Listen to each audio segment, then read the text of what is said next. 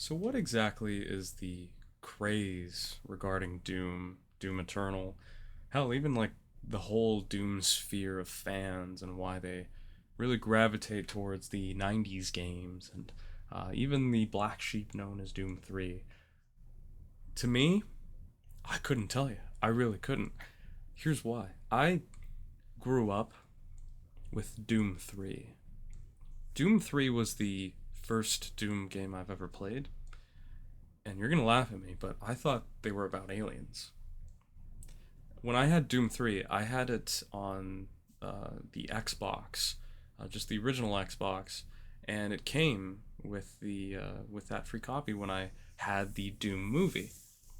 Now, that is a testament of how old I am, but it is also one of the most unrevered games in most recent memory when it comes to a rabid fan base that just generally does not like a game because of its predecessors.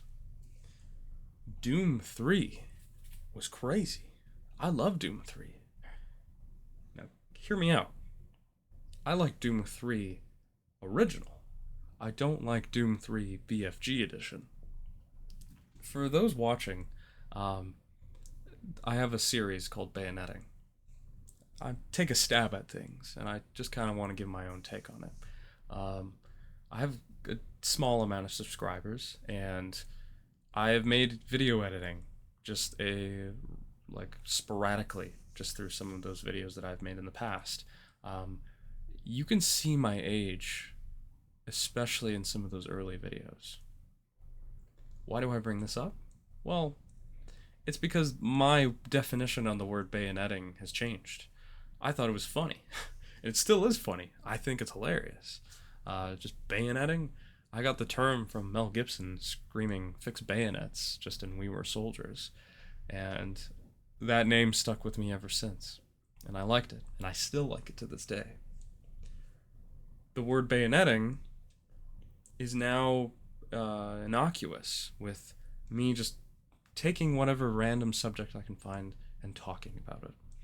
And whether it's controversial or it's tame, I don't really care. But I played the Doom games recently. I played a little bit of 3. I played Doom 2016, and then I played Doom Eternal. And I was shocked to find how much I love these games. And Doom 1 and 2, while I really, really like those games, I don't really want to go back to them. Don't get me wrong. Big, big accomplishment. I think Carmack, Romero, and I believe Mark Hall, what they did for the industry was, I can't even really scratch the surface. I'm not a programmer, I'm not a coder. If you want to watch videos on why they are so influential, be my guest. You have the internet and you have YouTube at your disposal.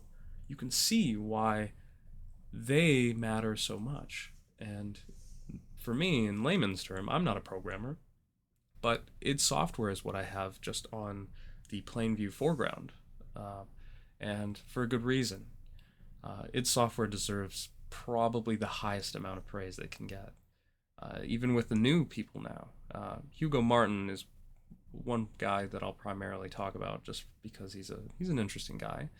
But the forefathers of id Software, being Hall, Romero, and Carmack, John Carmack specifically being the crazy mad scientist that he is, programmer, coder, whatever you want to label him as, that man was a genius. And without those games, Doom 1 from 93 and Doom 2, we wouldn't have the amazing games that we know of today for the first person shooters. And I'm sure a lot of you already know that, and if you didn't, it's just better, more information. But I like that info because it really, really comes into fruition for what you understand about these new Doom games. Doom 2016 was hella troubled with its development. I'll get more on that later. Doom Eternal, not so much. But 2016 in particular, that was a gong show of a mess. And I'm very, very happy that the game didn't come out as a mess, which is amazing. It's amazing for development companies and publishers to look at that and say, oh my god, we have a steaming pile of crap. Let's release it. And that is true to the nature of the video game industry today, with an early access. But I want you to know that when you go into this video, it's quite impromptu. This is a very improvised video on Doom Eternal, on my growing up with Doom 3, and what I have to say about it. I have no importance or significance of an opinion when it comes to these games. I only just have my own small observations. I like to talk about things. I like to put it on the internet. Feel free to judge, feel free to criticize, or feel free to praise. I'm okay with either. If you feel like you hated this video, please dislike it. If you feel like you really like this video, please leave a like. And if you care enough to actually watch more, I would subscribe, but I'm not going to force you to. The purpose of me talking to you right now is to tell you why exactly I like Doom. And for me, Doom is one of those important memories that I had as a child. Doom growing up was particularly important because the face of Doom was The Rock. It was The Rock. I was a big WWE guy back then, and I still am today. But The Rock was the face of the WWE, and I guess Carl Urban was the face of Doom, depending on how you see that movie. If you see that movie, and if you don't like it, I don't blame you, but I love it. One of those guilty pleasures. But that movie pre-installed some sort of image of Doom where they were aliens. So when I went into the games thinking, oh, it's going to be aliens, I get to shoot aliens, that was my notion. Thinking that there was going to be aliens, and I was very surprised to find out that they were just demons. Okay, Bayoneting, why are we talking about that? What does this have to do with 2016, Doom 3, Doom, whatever? It's quite important. I think it is. Because depending on which reviewer you watch, or what video essay you like to absorb and pretend that's your opinion, I am of the opinion that your subjectivity really, really, really is very careful on what you perceive on. So in that case, my perception of Doom originally was aliens. And until recently, I got more confirmation bias that they still are aliens. And I am so happy to know that. I'll get into that later, because that's more of the schizo rant that I'll go on. Let's talk about Doom. I have a couple notes up here that I want to talk about. And the first and foremost one is the origins of Doom.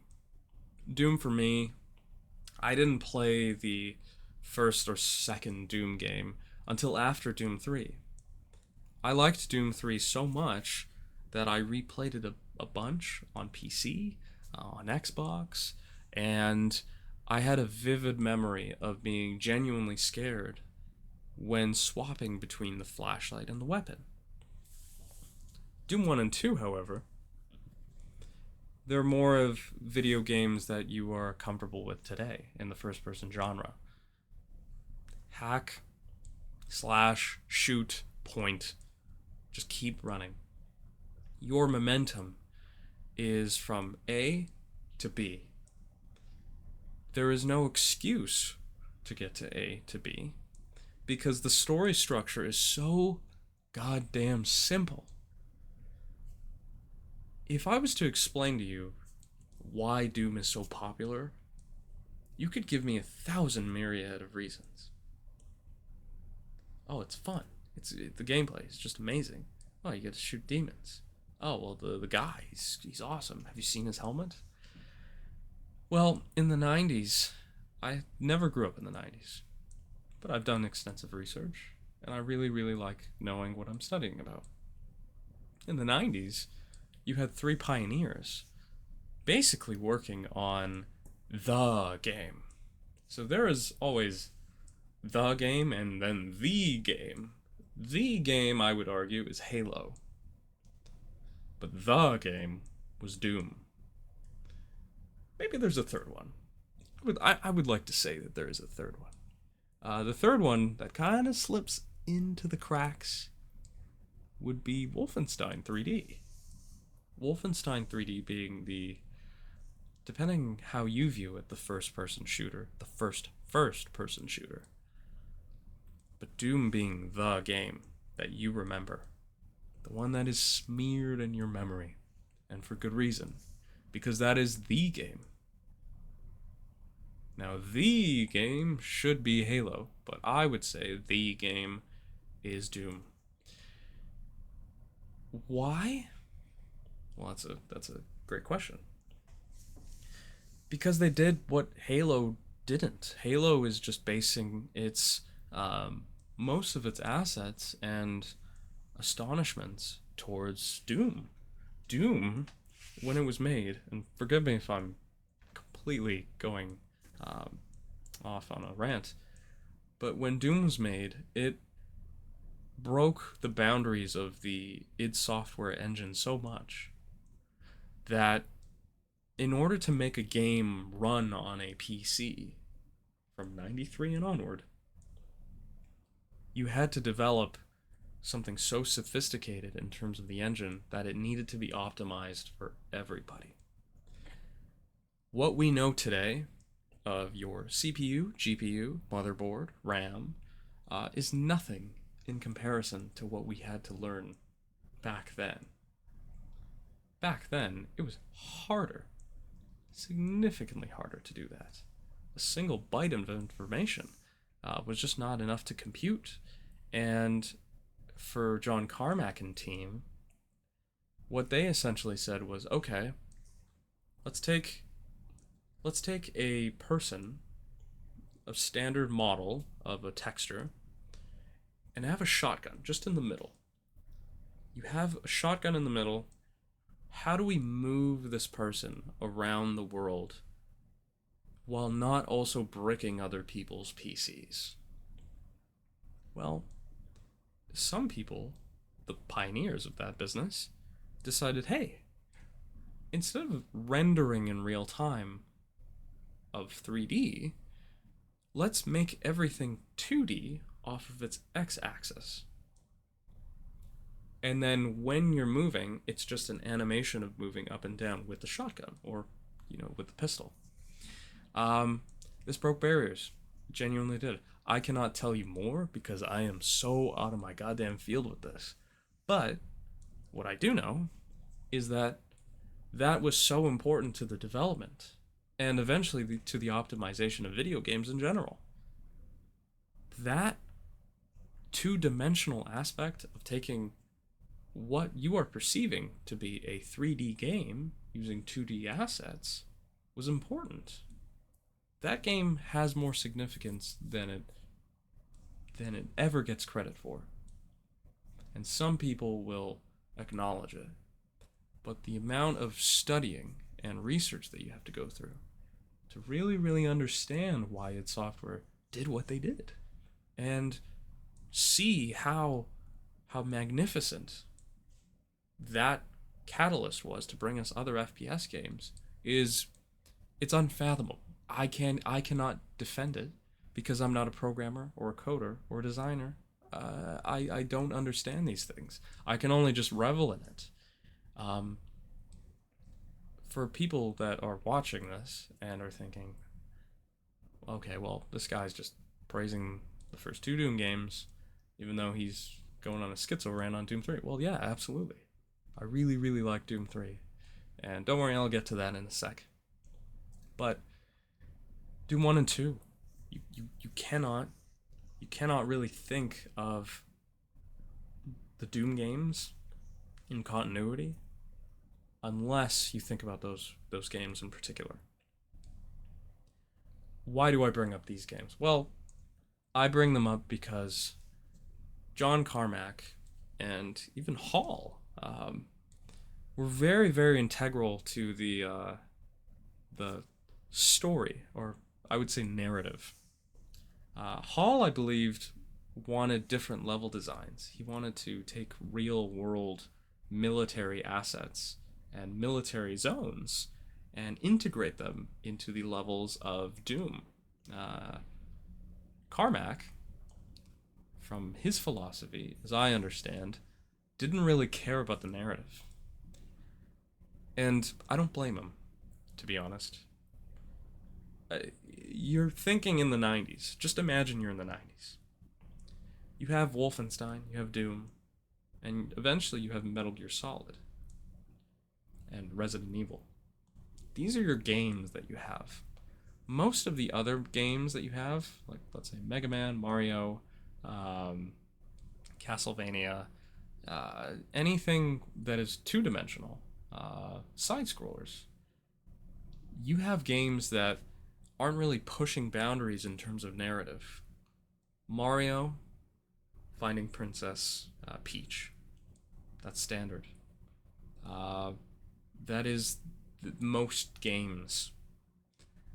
You need a pathetic excuse to get from point A to B, and the traversal system does matter. Now, in a game when it's a first-person shooter, you have to take traversal into a new modicum. And what is the best way to do that? Well, demons. I'm not gonna over explain it.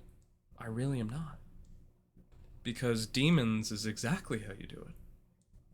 You take a real, like, known phenomenon that people, depending on your religion, or depending on your art, or depending on your mythology, and what you take inspiration from, you take an artistic depiction of a demon and you put it into a video game. Now, everyone knows what a demon is. You look at the demon, there's demons right here, just all the way right here, just to the left. Just to the left. You have this guy who's ugly as hell. You want to beat the crap out of him. And I don't blame you. He's a scary looking guy. And if you're a designer, if you are designing character models and you say, all right, we need to make these people as ugly as we can, terrifying, and somewhat intimidating. Because the imps and the undead soldiers were just cannon fodder in the original games. But when you take a Hell Knight, or a Cyber Demon, or Mancubus, and put them into a game where you start to actually feel a little bit of threat, that's important.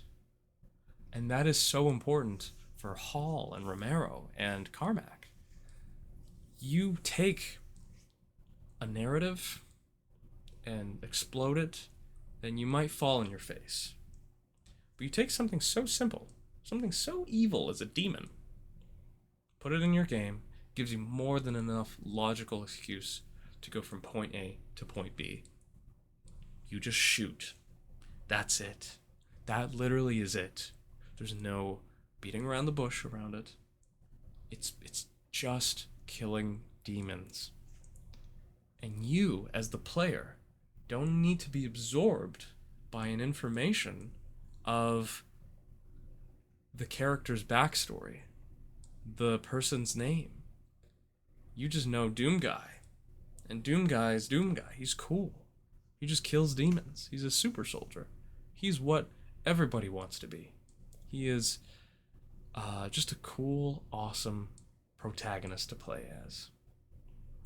Some games like Metal Gear, and then eventually Metal Gear Solid, take this information and then slightly change it. They take a hero, cool hero, and then give him a little bit of backstory, but not too much to offend the player into saying, oh, well, this is boring, I just want to play something else. Because that can happen. And I think that happens more with narrative games now than it does then.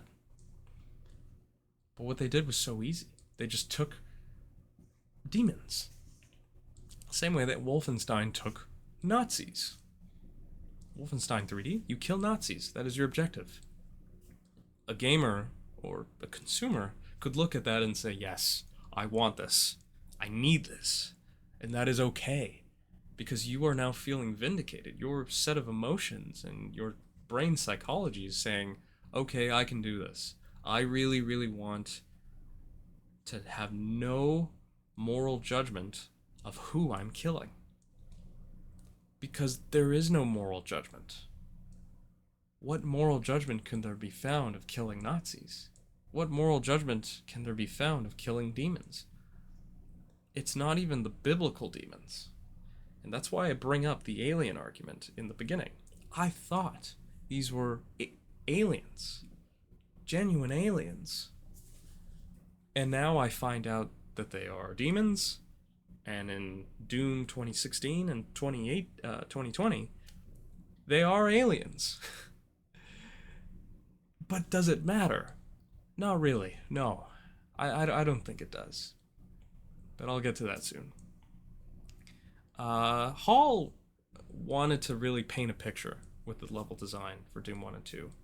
Hall, I think he stated in multiple interviews, just way back then, that he really had this story structure painted out. And he was the level designer. That is super important. Your narrative is not as important as it was back then as it is now. Now you can have multiple narrative directors, senior writers, editors, people that are just intern writers for video game development companies, and you could still hire more. One of my favorite YouTubers, ProZD, is a credited writer on God of War Ragnarok. He has no specific writing experience other than his YouTube content. But those are bits.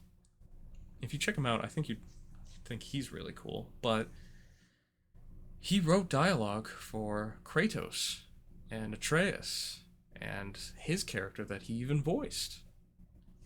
They kept that in the game. And that is such an integral part of the story. But without me getting sidetracked, narrative is so important now that you can have multiple writers and get away with it. Back then, it was a little bit different. The narrative technically coincided with the level design.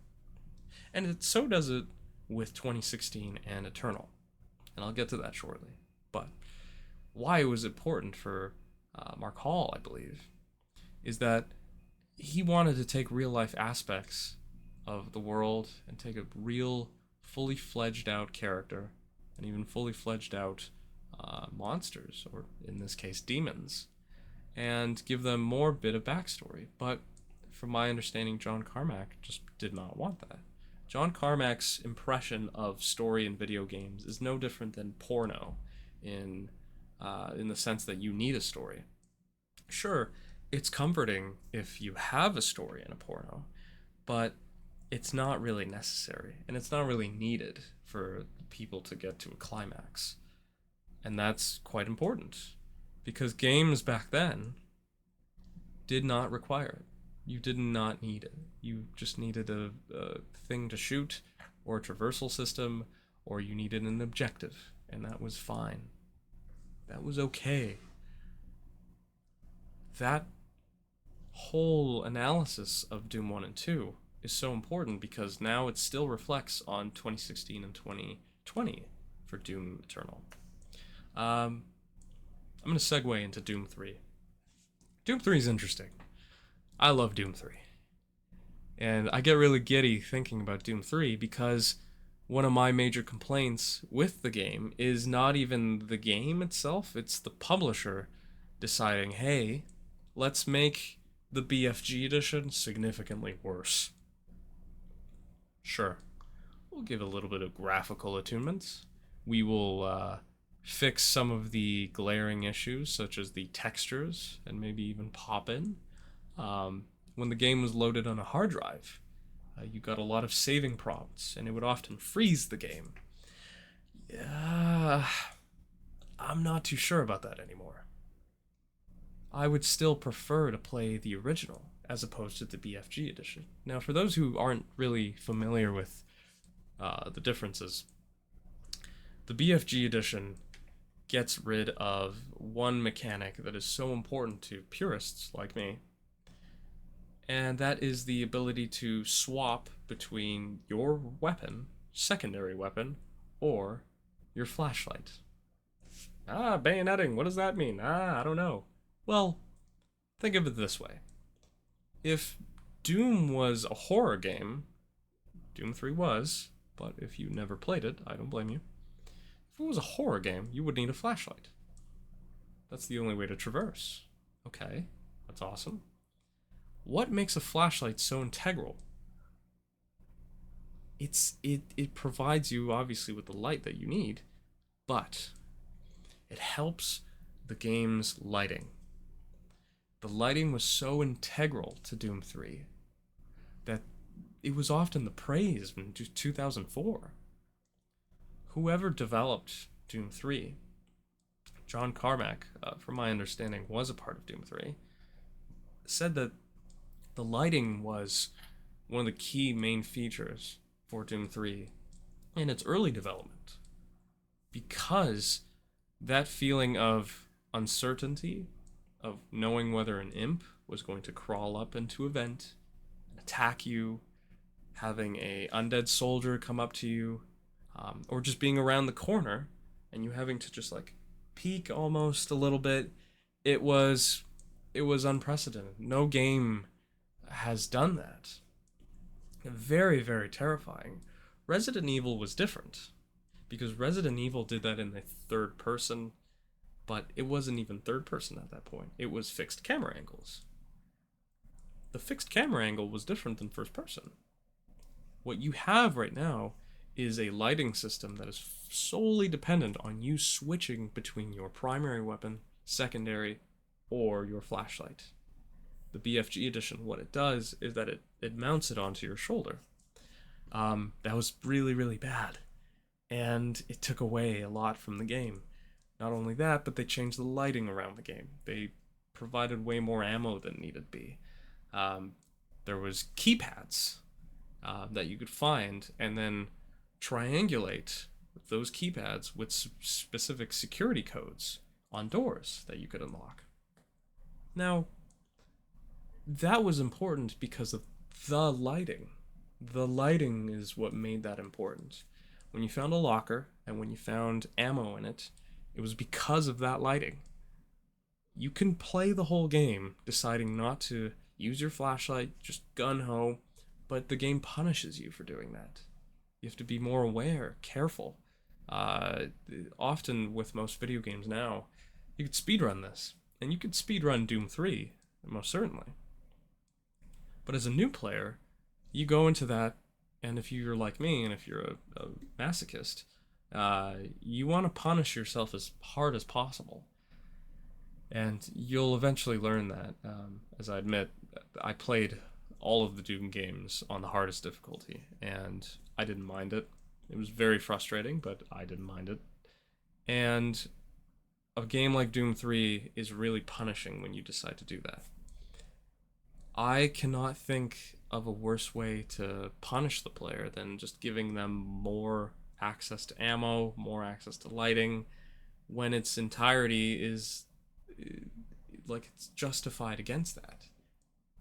The original developers definitely want you to play that, not with BFG Edition, but the publisher decided against it. If you ever decide to play 3, please play the original.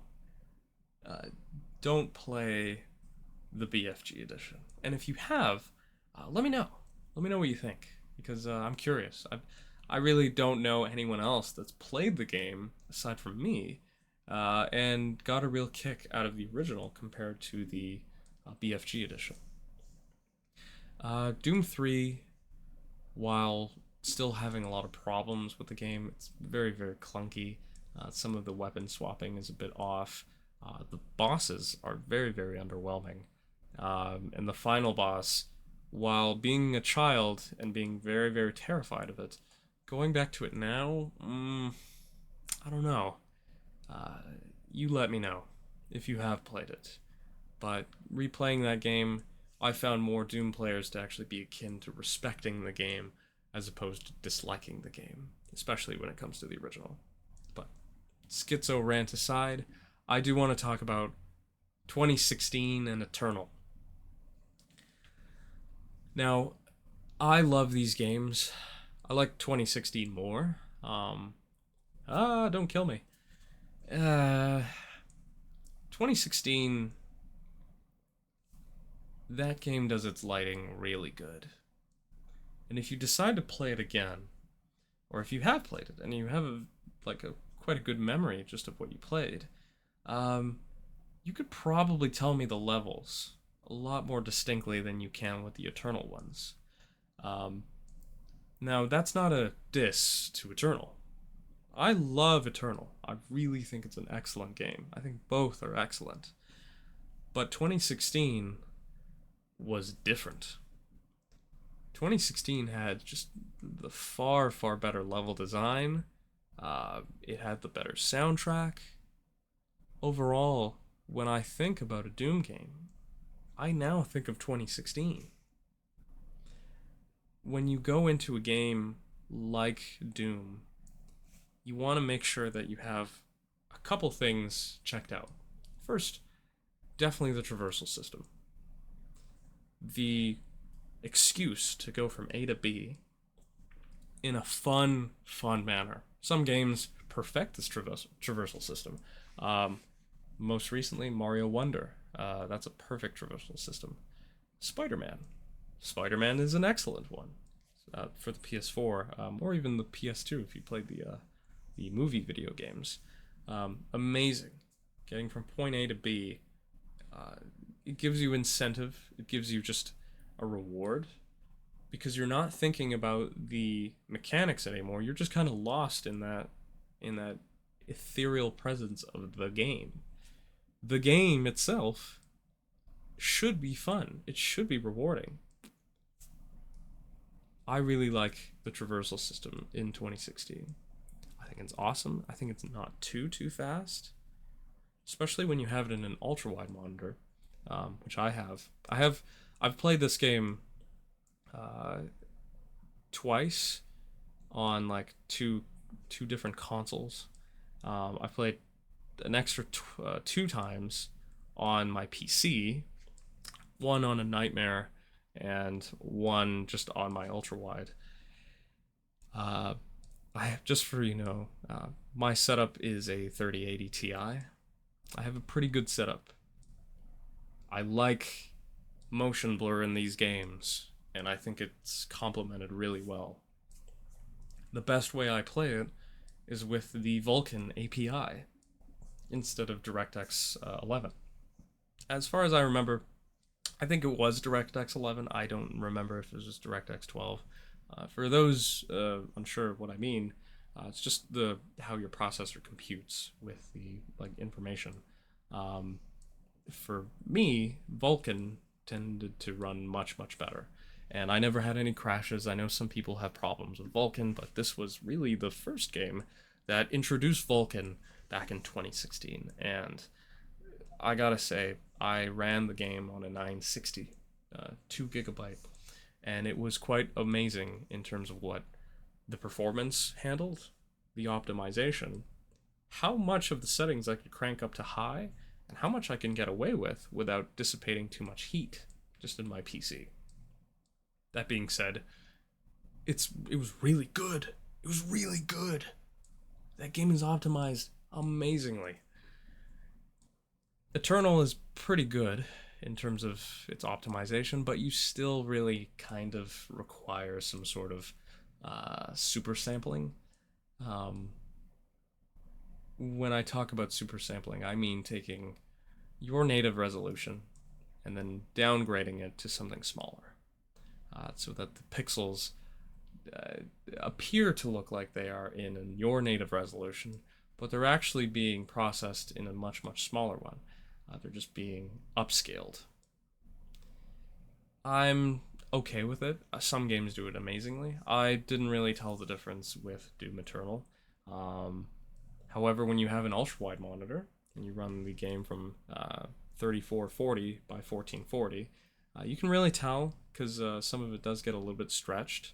Ultra wide support's amazing, but in terms of the 4K output on 120 hertz, just on a 12-bit TV, not 10-bit, 12-bit, you get a lot of color accurate information, and you get an amazing assortment of just visual fidelity that you get that you don't really get from 2016. 2016, in my opinion, I like the visual fidelity more in that game than I do in Eternal. Uh, why? Well, it's simple. It's just the textures I felt like were a lot better. Um, Back then, when Doom Eternal was released, it was compressed very, very well. It was, I think, at 50 gigabytes, just in terms of how much information was being put onto your SSD or hard drive for installation size. But when you take into consideration the DLC, I think it's 86 gigabytes now compared to the whopping 62 gigabytes of Doom 2016. Doom 2016 at the time was way too big, and that was normal, but it still was way too big. But for some reason, id Software managed to compact everything into its compression and make it look more beautiful than it actually was. At least more than advertised. From my understanding, Doom, just on its early times, was quite beautiful just in its early development. This was its early development just for the Doom 4, but then eventually scrapped towards Doom 2016. Some people call it Doom 4 already, but just to make things a little bit more easier just on the audience. This was Doom 2016, early alpha footage. And it looks quite good. I think this is more fast-paced than Doom 3. It just looks like Doom 3 from what you can tell. But just based on that information, you can see that there was definitely a downgrade in visual fidelity. But when you get 2016, the frickin' biggest upgrade you've ever seen. Another thing I want to show you is the tech demo of 2016. Just so you know, the aforementioned clip I decided to take was from NoClip, Video Game Documentaries. Amazing channel. If you want to take a look at them, please do. I always recommend. But I am going to use their footage just as a presentation. But I will make sure to include a link in the description just so I can credit these people. So this was now alpha gameplay. As you can see, this gameplay is still not polished to the point of having the master fidelity lighting in which id Software eventually gives us. You'll notice with some of the levels that you begin in the Ardent facility, the Sentinel base, or even the Ardent Tower. The Ardent Tower has probably some of the best lighting I've ever seen in the video game. And let's quickly take a look, as I can try and find it. Ardent Tower. No, I didn't want to do that. That's silly. Alright. Yeah, so here we go. Ardent Tower.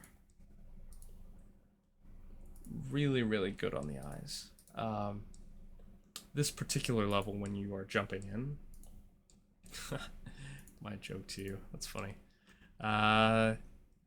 It is, yeah. This level, amazing. Climbing the Argent Tower, not the Ardent Tower. The Argent Tower is just. I cannot compliment the lighting on this game any more than I have already. Doom Eternal's specific level design, while I think is quite immaculate, let's take a look and see some of the levels. This is some of the lighting that you'll get out of Eternal. Even just a better photo if I can find it. If I can quickly zoom in. You'll have to apologize. Some of the compression on YouTube maybe won't be as good. But if I can kind of shrink and see how well I can put in here. Let's take a look. Okay. So we have Hell on Earth. That is the first level in Eternal that you'll notice. And it is quite good. I like it, but it doesn't have as striking as a visual fidelity as it does for Argent Tower. Argent Tower blows out of all of this out of the water. Exultia, cultist based. Doom Hunter base is not bad. It's actually quite underrated, I think. But in terms of lighting, the only one that gets abundantly close, I think, is the Holt, which is the one to my left, just right here. The Holt is beautiful. I think just towards the end of the game, and even Urdak, just if I could just move this slightly. Urdak just to my right. That one blows a lot of other levels in terms of lighting out of the water. When you fight the Con Maker, the backdrop and the lighting of the enemies is just amazing too. What you can really get out of your visual fidelity on what kind of monitor you have, what kind of TV you have, is insane. When I play video games, I tend to play on 12-bit HDR, full 4x4x4 gamut, like screen aspect ratio. And the only way to achieve this is with 4K, limited at 120 hertz. Now, some gamers might get accustomed to higher frame rates, and I don't mind that at all. I actually really like Doom Eternal at a high frame rate too. But in order to run this game at a higher frame rate with the visual fidelity of the color, you have to downgrade your 12-bit color to 10-bit in 165 hertz for 1440, which is the first playthrough of what I did. The first playthrough was awesome. It was very beautiful. I think I had a 2080 Ti at that time, but now that I have 3080 Ti, I took another gamble with it. I decided to try it with the 4K TV, and I gotta admit, it was the most beautiful thing I've ever seen for both Eternal and 2016. 2016, I have a growing bias for, obviously, but when you actually play these games, just in tandem, just back to back, you can really see everything. How much attention to detail, some of the lighting that they put in, and the color mapping just from even SDR displays. Your SDR IPS monitor, or even your VA monitor, could get a lot out of some of your standard bits, or standard nits, as I meant to say. 300 nits to maybe even 600 nits just on some of your monitors might actually look a little bit more saturated, but if you modify it in the video game just through its gamma settings, it's astounding what you can actually see even without a HDR display. You don't need an HDR display to appreciate how good some of these maps look. I mean, look at this stuff. Amora, I think that's where you fight. Amora is where you fight the what's his name? The Dark Lord. And don't worry, I'll get to the story soon. But when you fight the Dark Lord, it's just amazing just to look at, and a spectacle to say none the least. If you really want a little bit more in-depth analysis on some of the lighting, some of the level of detail, depending on your PC, if you turn up your anti-aliasing up to 16 times, you can really see where the developers really decided to push some of this hardware and software.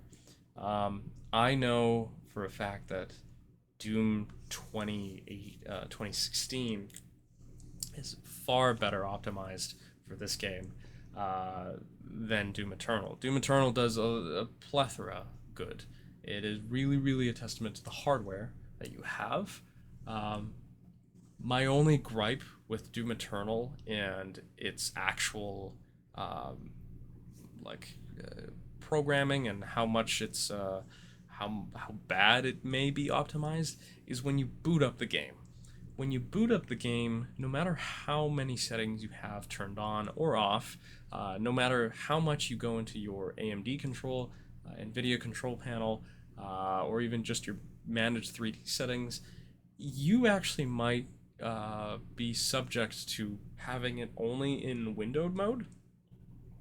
And this is true for a lot of games that come out like previously before 2016. Wolfenstein, the New Order, and I believe the Old Blood does that still continuously to this day. Um, Not even in windowed mode. Sometimes what the game might do is that it might shrink this whole display. So let's take a look at me, for example.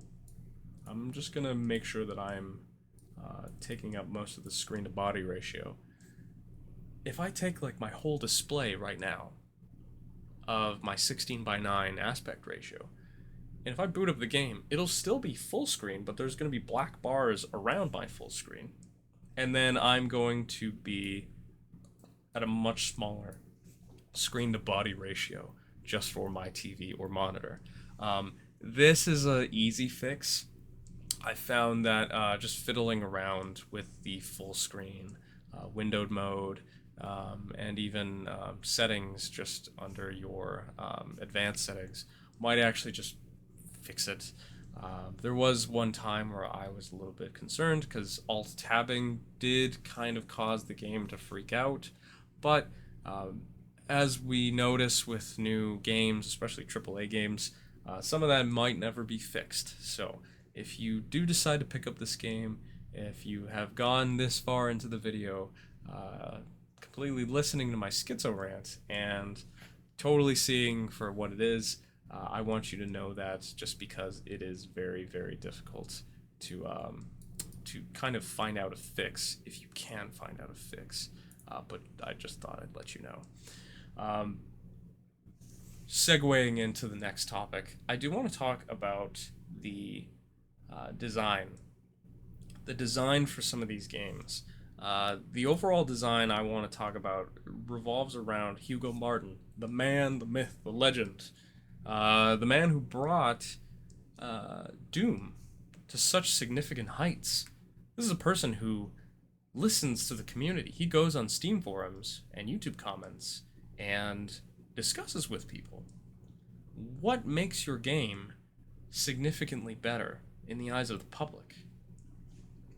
If your answer is community engagement, absolutely it is.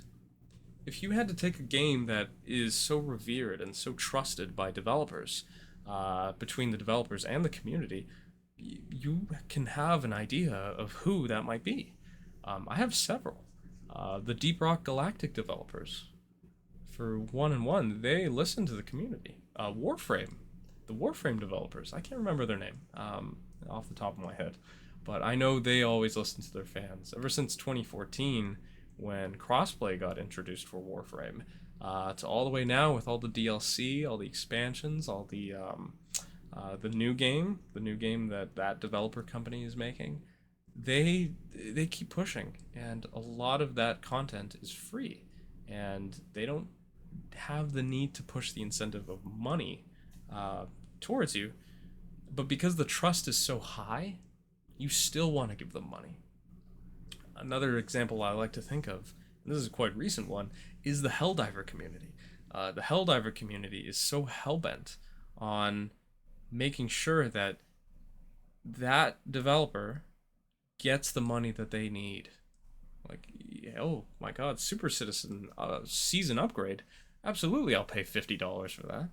And it just shows that when you have a really solid game and amazing devs, such as the CEO, who replies to people on Twitter, who addresses people's concerns, even mitigating some company damage if Sony wants to implement always online PSN networking just through your Steam account.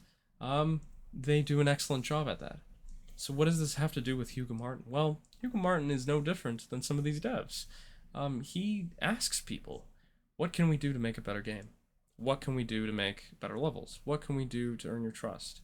One of the minor things that I didn't really want to talk about was the multiplayer. I never really talked about the multiplayer because I never played the multiplayer. I dabbled with the Eternal multiplayer once. I think it was okay. I didn't really care too much. I liked playing as the Revenant, but that was it. That was really the only enemy that I liked playing as. The overall design is attributed to Hugo Martin and Marty Stratton. Narrative is also a key component, I want to say, but I highly doubt it. If you look back on a interview just with Hugo Martin, just for 2016, not this particular one, I couldn't find it. I think they archived that interview just for no clips. You can find it in No Clips, one of their documentaries, but that interview details the story narrative of why Doom was never really cared for in the story department, and it shows. The actual story of Doom 2016 is a nothing burger. I'd probably give it a 3 if I had to. It is not very good. In fact, if you play and skip the cutscenes, I wouldn't blame you either. Doom 3 did not have the ability to skip cutscenes, so if you go in with that mindset, Doom 3 is already a worse game than Doom 2016. But I prefer the story in Doom 3 than I do in Doom 2016. And the reason why is because there was more effort. There was more effort put into the story department. There's more environmental storytelling. The lighting is completely different. One's a horror game slash action, and the other is just complete action. It has nothing to do with horror. But because the genre is split, the environmental storytelling works more for the horror than it does for the action game. As an action game, you are tasked with shooting demon. That's it. That is it. You shoot demon from A to B, and then you get there. And then there's this mad little lady named Olivia Pierce, and she wants to bring the demons from Mars to Earth, and that's okay. But she has to get to Hell in order to bring them to Mars, and then bring them from Mars all the way to Earth. And the only way to do that is to convert Argent energy and then some of the plasma energy in order for doing that and making a teleportation in order to teleport all the demons. They're in a different dimension. Now, when I think of that, it burns my brain a little because I'm not really too familiar with the story. I only know the broad strokes. But when I look at the people that talk about this game, when I look at people like John Carmack, here's that thing that I told you about. Famously compared storytelling to video games to pornography, and I'll even highlight just a little bit here. Yeah, let's take a look. So, hardly essential. He's since amended his stance, admitting that story-driven experiences are an exception to the rule, that most games should prioritize gameplay first and narrative second. Obviously, this is a stance that people take once they make a pornography statement like that, but his statement still stands, I would say. It is nice to have a story, but it is not necessary to have a story. You can get away with it. And that was fine since John Carmack and the others of ID knew that the real story of their games was the thrill of indulging in a vast and violent power fantasy. What more did anyone need? Really, I wouldn't say... I wouldn't even have to say that. People already know what they're buying. But he doesn't. He hesitates, then secretly... let's see. Oh, no, this is the Samuel Hayden stuff. Don't want to really get into this. This is more of the narrative concern of just how they came into 2020 Doom. But let's take a look here. Let's see. In 2016, Hell mounted a resistance-based object on the rear of Doomslayer in return, and the inevitability of storming a path of destruction through Hell. Okay. So yeah, just a little bit more information just regarding Doom and the Doom lore. But what I do want to compliment Hugo Martin on is the fact that he was able to take something so admired by fans and just say, hey, we're going to give you a story. We're going to give you more than you bargained for. You're going to pay $60 for a game. And yeah, you can speedrun it. You could speedrun it. You could play. You could kill as many demons as you want. You could fight as many Hell Knights. You can fight all the Baron Knights as well. But hey, there's a little video recording over there. Hey, there's a little audio recording over there. I think that works for some action games. Survival horror is more where I gravitate towards. Silent Hill, Bioshock, Fear. Fear is a good one. Fear is more akin to what Doom 3 was, I would say. Fear, the first one at least, had excellent environmental storytelling. But when you take a game like this that has a lot of narrative into it but wasn't considered for its narrative, I tend to look and say, meh, I'm not really too big into that because it's just not for me. I really, really like games where the narrative is completely focused and has a concise message. If you are making a narrative, have some message. It doesn't have to be the most important message, but it's got to have something. Because if it doesn't, it's just meandering. You turn your brain off for it. I don't like that term, but some games are like that. Some games like Call of Duty Infinite Warfare have no message behind them at all. Advanced Warfare does. Don't get me wrong, I like that game. Very, very minimum in terms of substance, but it still has a message. Overall, I would say the story just for Doom 2016 is definitely worse than Doom Eternal. Doom Eternal, for me, in terms of the hierarchy, I'd probably put it on a B. Maybe a C plus if I had to really, really push myself. But in terms of what 2016 offered, it's an F. It's definitely an F. What you get in terms of character development, what you get in terms of a game tries to interwove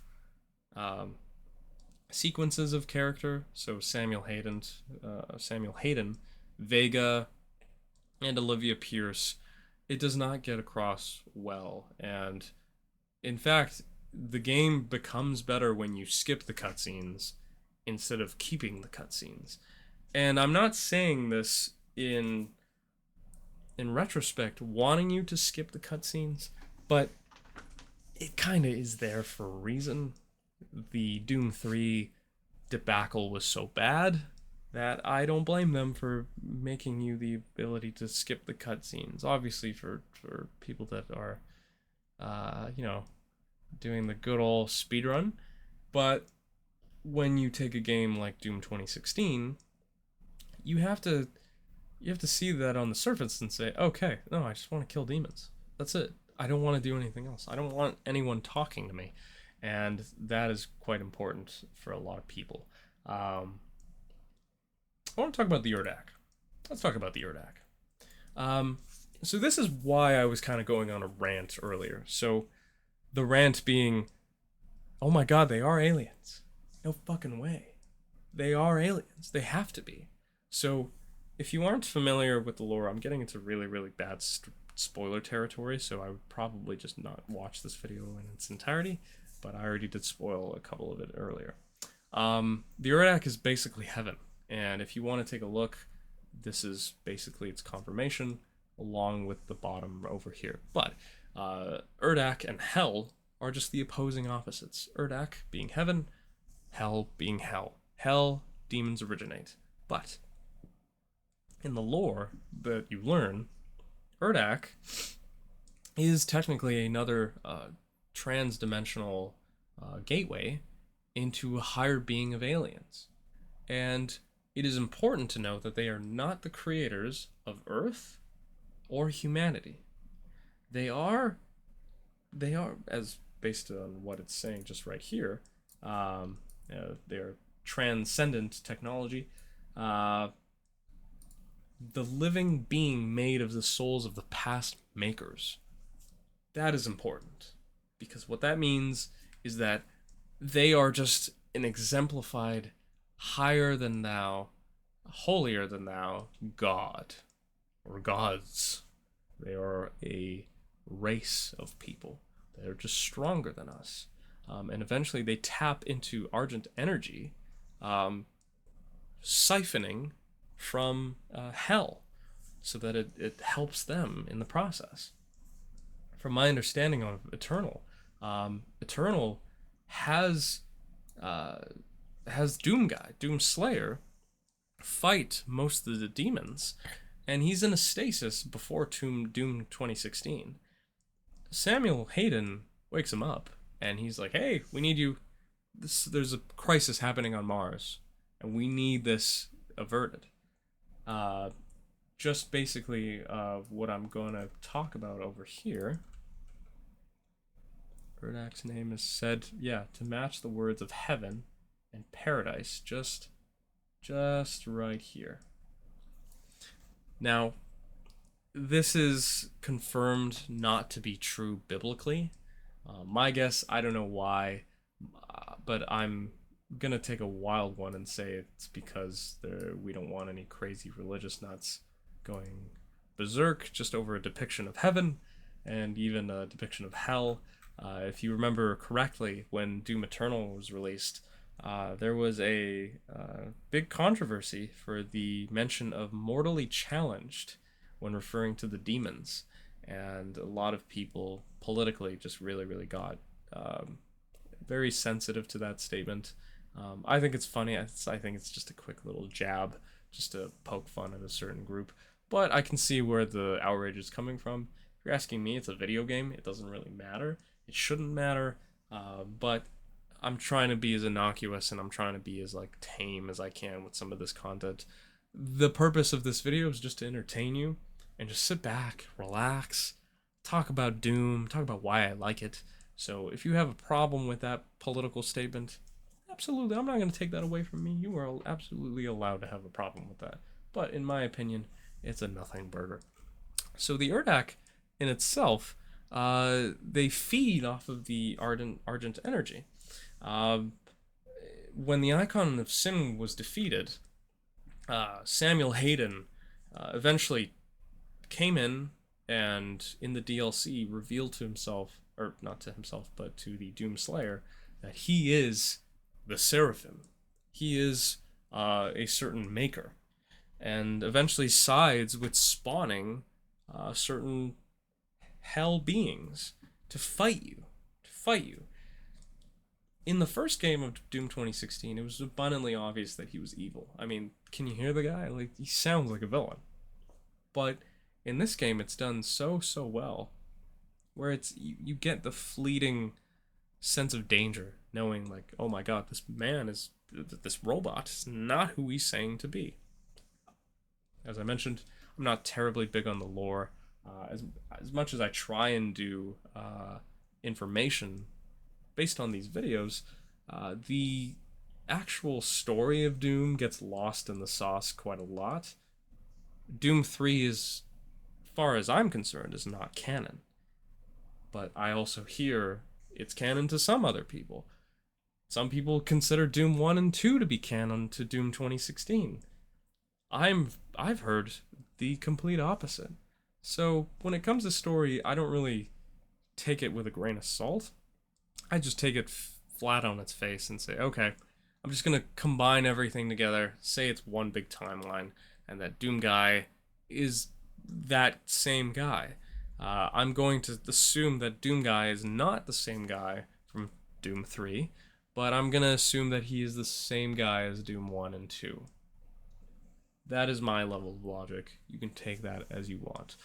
We know that Doom Guy is a god, or at least has siphoned the powers of a god, similar to what Kratos does in God of War 3.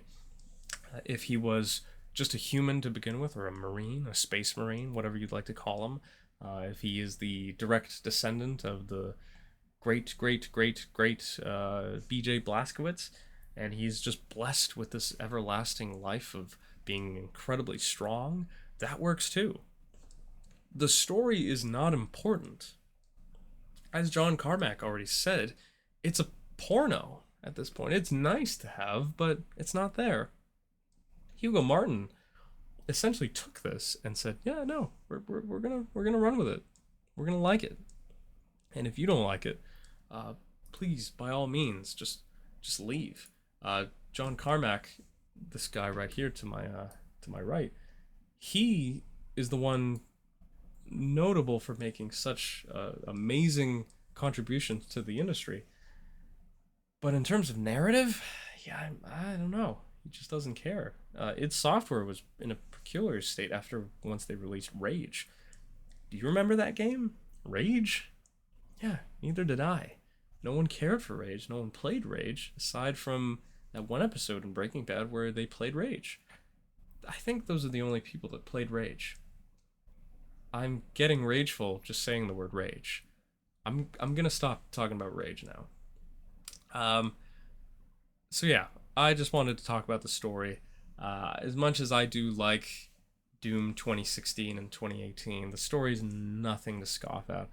The Dark Lord is supposed to be just this Antichrist version of you, because you were a god, because you are arguably a maker yourself, or maybe just this angelic presence that you are supposed to save humanity. Wow, I guess you could connect that to Jesus, I guess, but I don't know. It is a cool thing to think about. Doom Eternal and Doom 2016 being a literal and like thesis for Jesus Christ and being the savior of humanity. But if I was to give this game a Steam review right now, I would say it's the most Christian game ever made, for real. You save humanity. You get a lot of people killed. You're essentially like Kratos, but you are a demigod in some sort of way, and you stop an evil version of yourself towards the end of the DLC. And as far as the story's concerned in the DLC, it's not the same as the main game. It suffers a lot. A lot. And the second game in particular does not give you the payoff as much as you deserve in terms of a boss fight. But in terms of story, I would say it's a lot better than the main game. You fight the icon of sin in the nice last hope against humanity. Hooray, the icon of sin is dead. The icon of sin being a very important boss in the originals. Now you get to fight the icon of sin again, and it is very tough. It is very, very tough, especially if you fight it on Ultra Nightmare, which I did, and I had to very, very, very be careful about that. Even on Nightmare was pretty tough because if you're a cheater like me and you Alt F4 the game right before you die using all of your lives, yeah, it gets a little bit rough. But the real game story begins with part 2. Part 1 with the ancient gods. Once you defeat the seraphim, that's when you kick in. That's when you fully officially kick into the real story. And if you kind of connect how many of the player base actually played part 2 compared to part 1, it's small. Really small. The marketing, I don't know what happened. Excellent for Doom Eternal in 2020. But for some reason, the DLC never got its comeuppance. There are less reviews and less reported sales on some of the DLC. And I think I know why. I think it's because a lot of the promotional content that you see on the internet doesn't really promote the DLC as much, which is kind of strange because The Witcher 3 also got that similar treatment, but The Witcher 3 also has an immense following, a much greater following than Doom ever will have. But Doom for some reason, got a lot of flack because of some of the gameplay designs and choices that they made, and some of the enemy variety that they made. Doom Ancient Gods Part 1 being noticeably harder than the main game. This is all conjecture, by the way. I think some of that may have turned gamers off. I really do think so. I think some of the difficulty just may have pushed people away. And when the Part Gods Part 2 came out, or Ancient Gods Part 2, God, that's a mouthful. When that came out, it got mixed reviews, and not a lot of people liked it. And it's a shame because I did. I played it when it came out. I thought it was excellent. I thought it was a really, really good story. But the fights were underwhelming, and it wasn't as entrancing as Part 1, which is a damn shame, because when you design fights that are basically for the gamer, you want to make sure that they are like snapped in, absolutely. And maybe some of that is lost when you have no incentive to do some of the Slayer gates. The Slayer gates in the game are pretty incredible. If I could actually pull them up, let's see if I can find it. So the Slayer gate or Doom.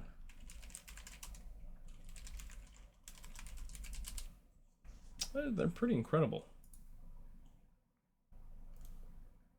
And in my opinion, I think this one does take the cake for the best Slayer gate in the whole franchise.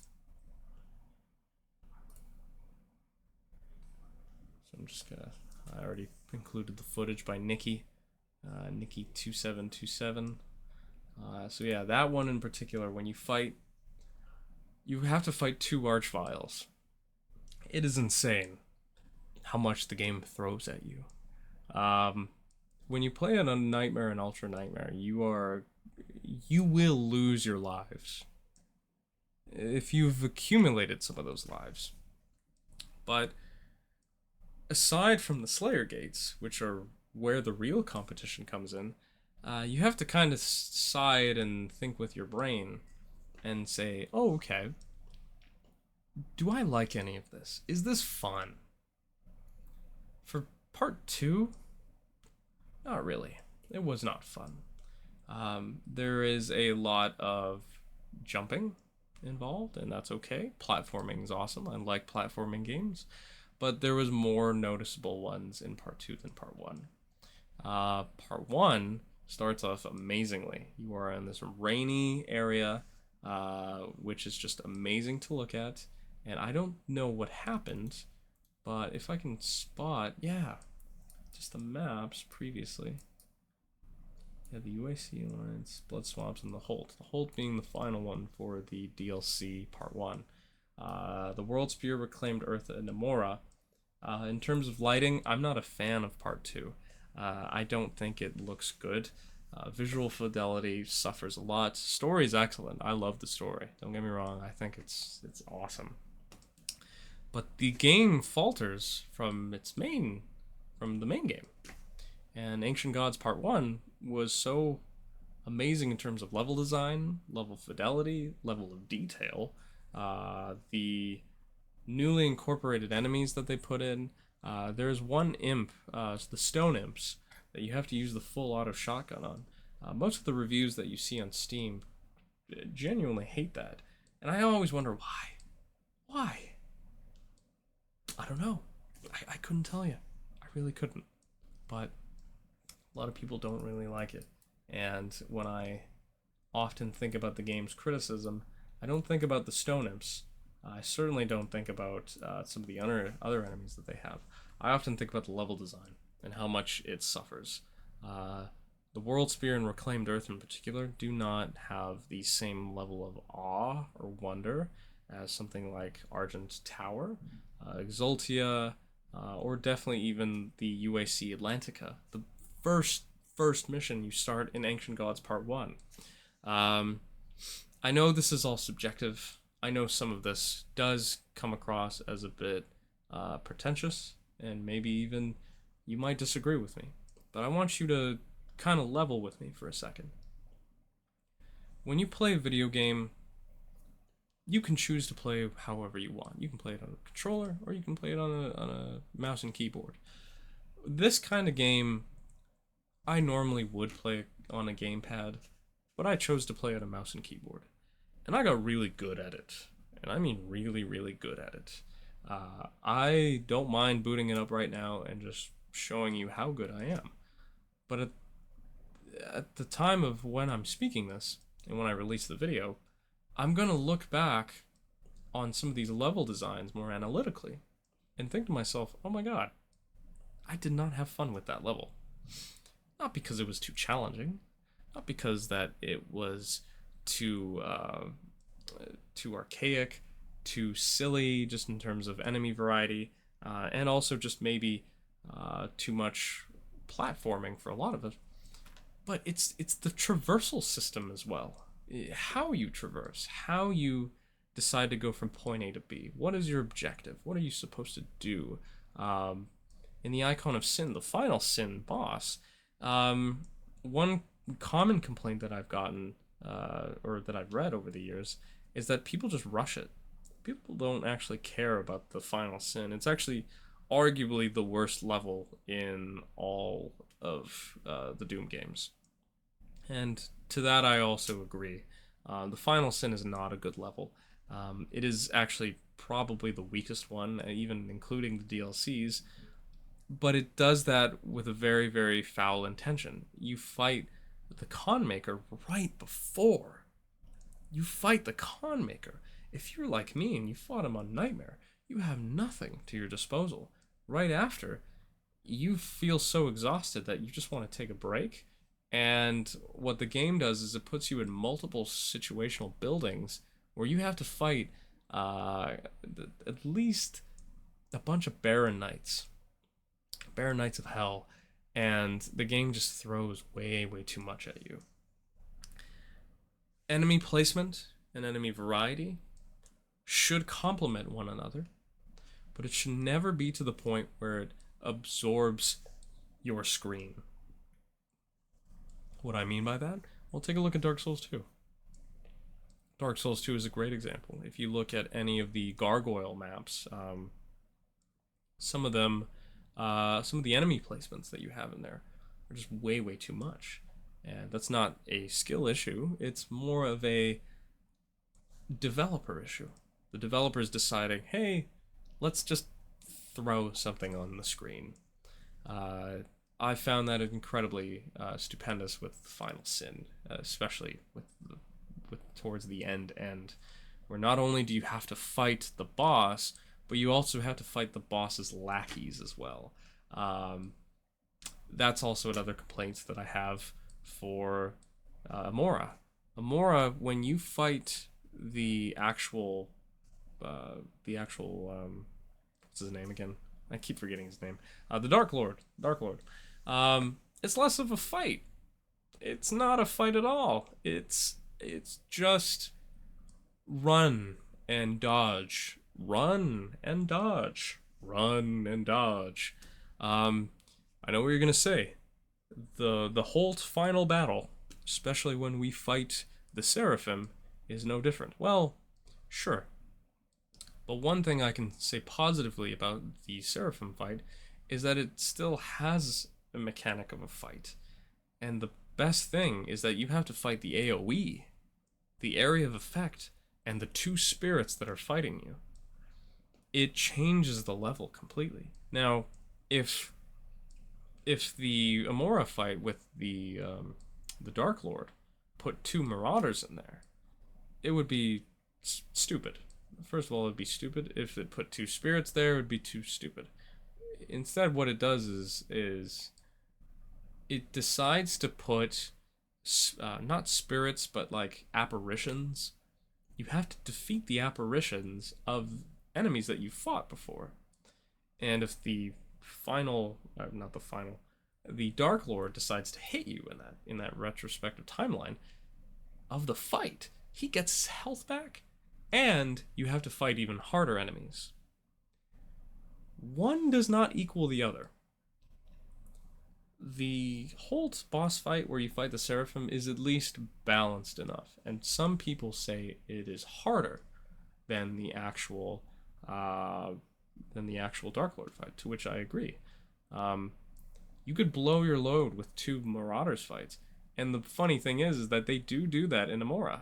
In Amora, you do fight 2 Marauders. You have to watch out with the Possessed Imp. If you touch that Possessed Imp, those 2 Marauders do actually get more enhanced in terms of damage. One of my friends, actually, he fought them, and he won while they were possessed and crazed. And it was the most amazing display of Doom Eternal I've ever seen. Just because he kept running and running and running and running, dodging and running and sprinting and running. And it was amazing, and something that I could never do because I'm quite a noob. But the design of your level, the design of how you get to that level, the design of why you are doing things, and the design of the enemies fighting you matters completely. And that segues into what I want to talk about next. So, for some people, they want to talk about the map design. I'm sorry if I'm being blinded right now. The Doom reboot is a great game, but Doom 2 had better map design. I disagree with this on a few exceptions, but I do want to read it with you. A few weeks ago, we covered the Doom reboot, and it's against all odds single-player mode that captured and what people loved about the original game and gave it a worthwhile, enjoyable update. As a Doom sequel, it was far more faithful to the original title than Doom 3 ever was. Given the vast difference that Doom 2 and Doom remade, it might seem absurd to compare them in any particular order. So what this is basically telling is that the Doom 2 game, like not Doom Eternal, Doom 2 had better map design. I disagree. I don't think this person played Doom 2. I think they may have gotten confused with Doom 1, because if you take a look at this article, it is not indicative of just like what it actually is. Doom 1 was far better. Doom 1 had far better map design. Doom 2 was just not at all. If I was to compare and contrast, I'm just going to close this really quickly. So I was going to compare and contrast Doom 2 and Doom 1. The difference is night and day. Doom 1 is far better. It's just more passion. There was less devs on Doom 1 than there was on Doom 2. But that means that they had to scarcely watch their resources and make sure that Hall, Romero, and Carmack knew exactly what they were doing with the enemy placements. The enemy placements were incredibly important for the level design. The level design had to complement the gameplay and had to complement the actual enemy placements. In Doom 2, what they did was just decide to put way more enemies. And I cannot agree with that. I really cannot. More enemies in your level does not equal better. And unfortunately, that is a thing that Doom Eternal does a lot. Doom Eternal, if you take an average gameplay walkthrough, you'll notice that the cinematics are longer in Doom Eternal.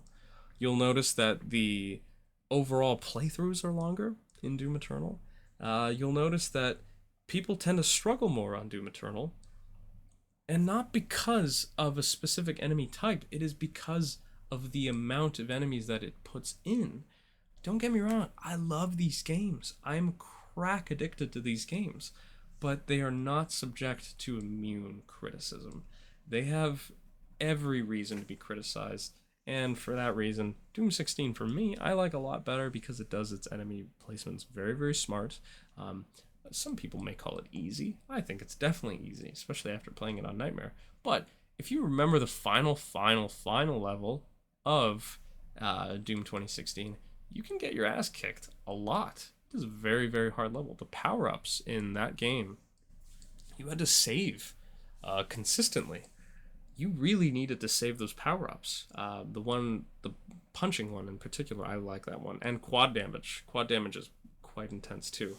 But when you take a look at that, you have to consider whether or not a game's and a developer's best interest is for the gamer.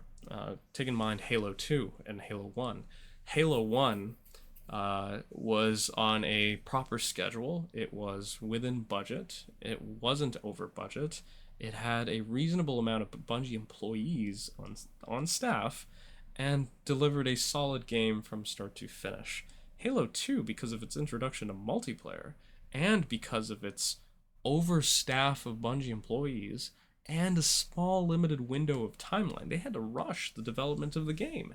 The actual game itself is incredible, but if I was to criticize that game in its entirety, there's loads more problems with Halo 2 than there is ever with Halo 1. The level design in particular being the same way. That is where I credit Doom 1 and Doom 2.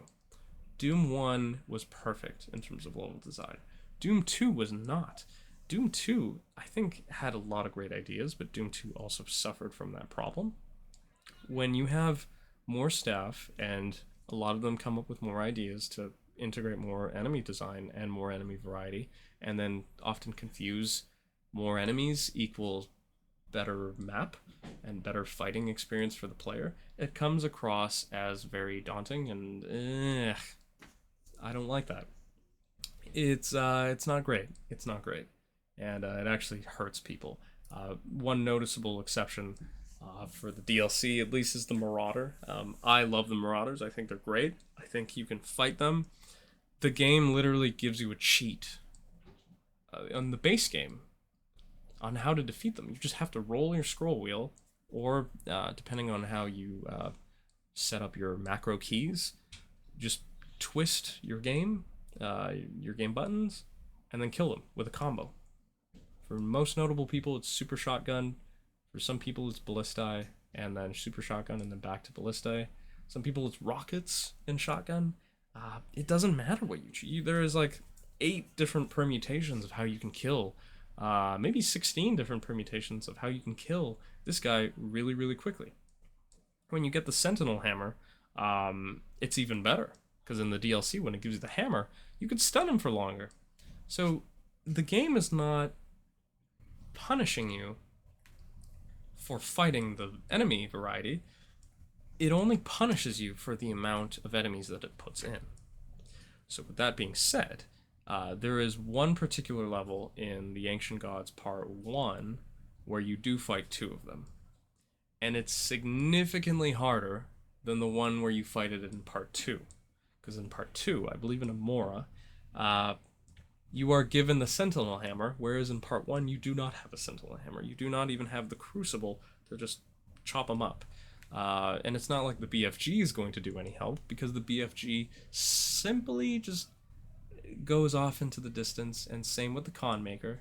If you have used the Con Maker, no, not the Con Maker, the Unmaker, that's what it's called. If you use the Unmaker, they deflect it with their shield. So it's not like it's going to be entirely strategical to fight them. You have to fight them also on multiple platforms. So when you are fighting a Marauder, for example, you fight it on Site A, Site B, Site C. It's hard because they follow you, they jump, they run. Same with the imps. The imps that are in that area, and even the undead soldiers that fight you in that area, they are only meant for cannon fodder ammo or health. Or if you want to combine your blood punch, fire, and frag grenades, and ice grenades as well. But they are there for you, to help you, not because it is a bombardment of enemy variety. In the Slayer Gates, obviously it is, because it's like a contract at that point. When you go into a Slayer Gate, you acknowledge that you are going in for your own masochism, and you know you're going to get your ass kicked. So if you bring in like 3 additional extra lives, you absolutely should be prepared that it is your fault that you lost all those lives, because you went into a Slayer Gate, dummy. Anyways, the Marauder itself is a excellent villain. It's an excellent fight. It is a honestly harder than some of the bosses than Doom 2016. Despite me liking Doom 2016 a lot more, I think this edition of an enemy is just far better than anyone gives it credit for. I remember a certain time in 2020, the game was being review bombed by a small minority, but by a vocal amount that said that the Marauder was just impossible. And even YouTube creators were very vocal about it, saying that the Marauder was impossible. You cannot fight this guy. And look where we're at now. The Marauder is just celebrated as being one of the hardest non-boss fights that you can actually fight in a video game. Something that gives me the same impression of a Marauder is the Fallout. I can't remember. Cazador? Is it the Cazador? When you see like the flying bug come up to you, it's genuinely terrifying. You think nothing else except run. Now you can shoot it. Even Deathclaws. Deathclaws give off the same energy too. But it depends on if you have power armor or no power armor. It depends on if you are if you have jet, if you also have a good weapon, if your weapon hasn't degraded yet, if you have good melee weapons, or depending on the height in which you are, like are you on a plot of land? Are you on a prairie? Where are you? And that matters especially for the Marauder. The Marauder fight is so specific on each of the DLC and in the base game that it complements the game even more. So why do I like Doom 2016 more? Well, unfortunately, it's because it does it so much simpler. All the Mancubus fights, all the regular Hell Knights that you fight, the Barons of Hell, they're just so much better placed in terms of where the level design is, and in terms of the platforming, it is not as obnoxious as Doom Eternals. If you go back and replay it again, think on it and decide to chew on what you might like. I want to talk about the music, because the music is quite important. If I search up Andrew, I'm spelling it wrong, Andrew Shoutout.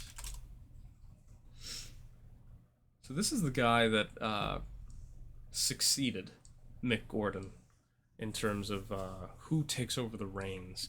And there should be another guy named Levi. I can't remember. David Levi, I think. David Levi and Andrew Shoutout. Now, both these men took the impossible task of going from Doom 2016 and Doom Eternal and going into the DLC.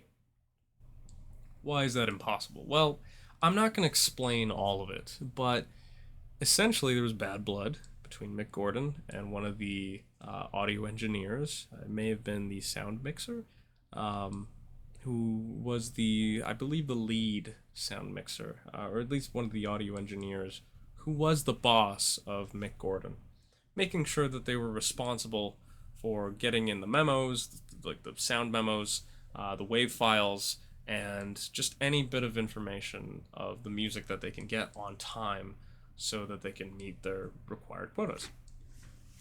The problem is that Mick Gordon mixed them, and in the final product of the game, they weren't mixed by him. They were mixed improperly, and some dubiously even say they were he was bamboozled. It's kind of hard to say. If you want to read more on it, please, I recommend going to Kotaku, Polygon, or even Bloomberg News to read on it. But there's a lot of bad blood between Mick Gordon and Bethesda, its software, ZeniMax. There's legal involved. They had a fight just online, and it destroyed a little bit of Mick Gordon's reputation until he came forward years later, I believe, saying that, hey, this is wrong. I've been lied to. You've been lied to. XYZ did not happen. Here's ABC. And why is that important? Well, it shouldn't be, but it is, because it does affect some people's experience with the actual music. The music in 2016 for Doom is genuinely perfect. It really was, because when you play the video game, at least on mouse and keyboard, I haven't played in a while on console. I have it, but it's just I can't. It's just not for me. But when you play it on mouse and keyboard, FOV at its highest at 90 or 100, whichever you want, you have motion blur turned on, you feel like you are on crack. And every enemy encounter you get into, the music has an ambient, like, guitar riff semi playing in the background, but most of the time it's synth. When it's synth, it's complementing you traversing. So as I mentioned, traversing from going from point A to B needs to be fun. It needs some sort of platforming. It needs some sort of like fun way to traverse. It needs to be like a reason for the player to get invested while you are not in combat. And the Doom games do that exceedingly well to a degree, with the minor exception of Eternal. I like Doom 2016 because the best part of the actual part of the traversal is the secrets. You find a lot of secrets in the overall game. Not to say that you don't find them in Eternal, and they're actually quite fun in Eternal, but I would say just far more in that one, because the lighting, the level of detail, just the atmosphere felt a lot more right in 2016 as opposed to 2020's Eternal. The color grading, in particular, felt more of an arcade game. So when you were in a gritty, atmospheric, almost cinematic video game such as 2016, it was like you were locked in and you had to be in that universe. But in 2020, for me at least, when I played that game, I never felt like I was missing out on the collectibles or the secrets that I was finding. The only time where I really did was if I was playing on Nightmare or Ultra Nightmare, and if I didn't get a Ultra Life or an extra added life, then I would be a little bit remiss. But even then, the game is completely tethered to your skill. So at that point, I really wouldn't even say, "Oh, damn! I wish I went back to that level," unless your difficulty depended on it.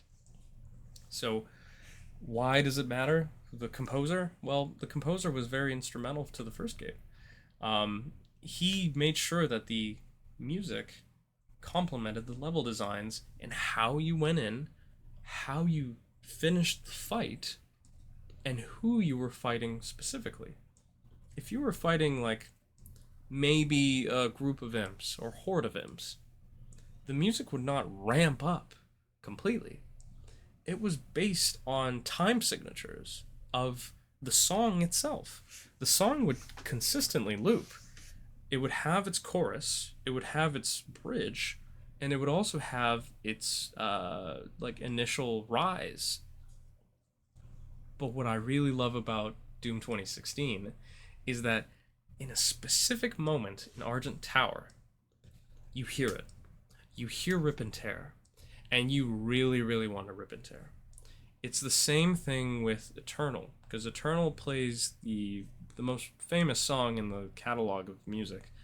The only one they fear is you. You don't hear that song for a while. It takes a while for it to build up, and the same thing does it for Eternal. That's why I give the credit to Mick Gordon more specifically than some of the other audio engineers. Some of the problems with Eternal, I would say, is that it feels a lot more subdued in terms of its soundtrack. The music, when you are traversing, is still synthy, but it doesn't feel like it's adding to the movement of the character. When you are jumping on a pole and then going from pole to pole, or when you are climbing, you just hear this rising hum, or you hear just the ambient background. It's not as cool as it was in 2016 when you were in a cool futuristic facility. You were on Mars, you're on Hell, especially when you go to Hell.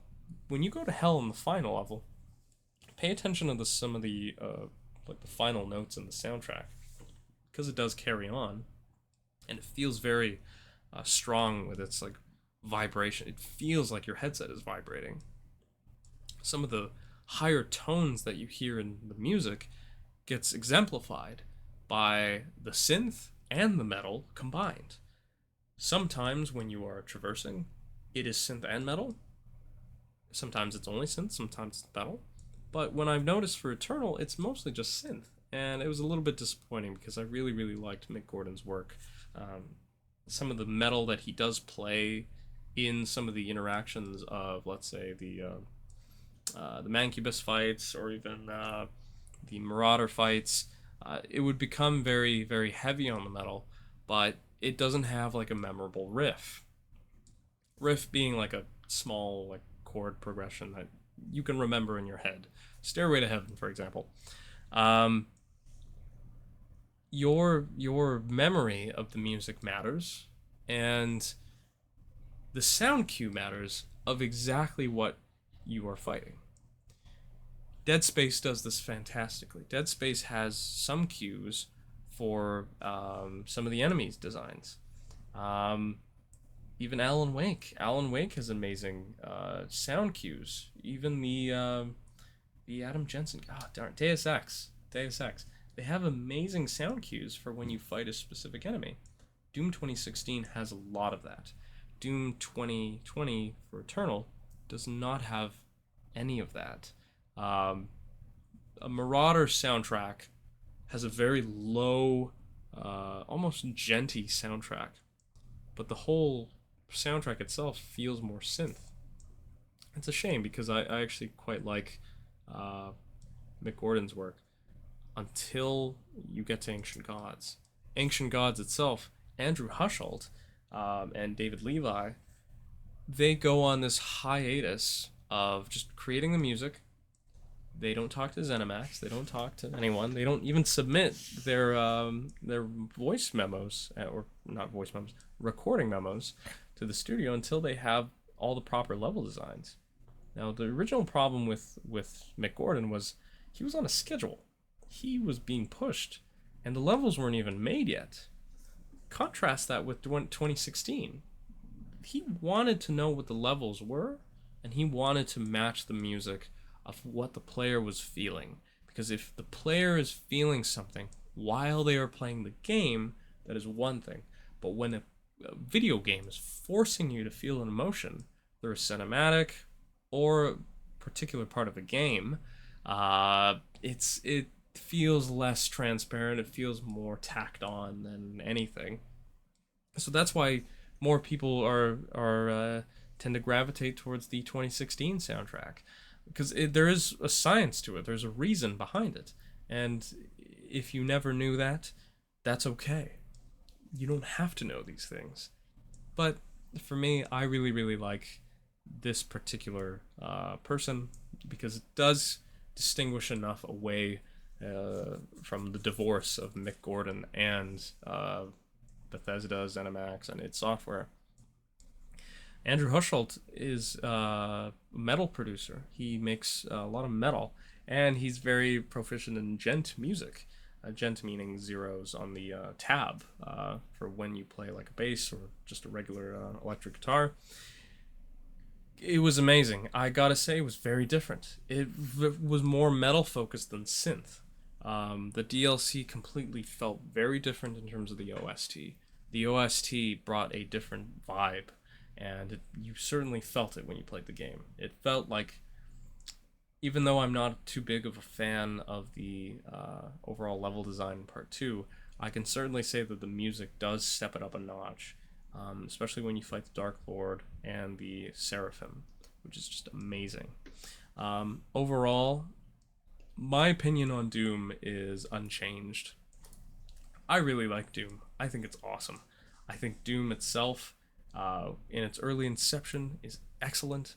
I think Doom 1 and 2 really, really categorized what we got in games. And what the player really wants is to have fun.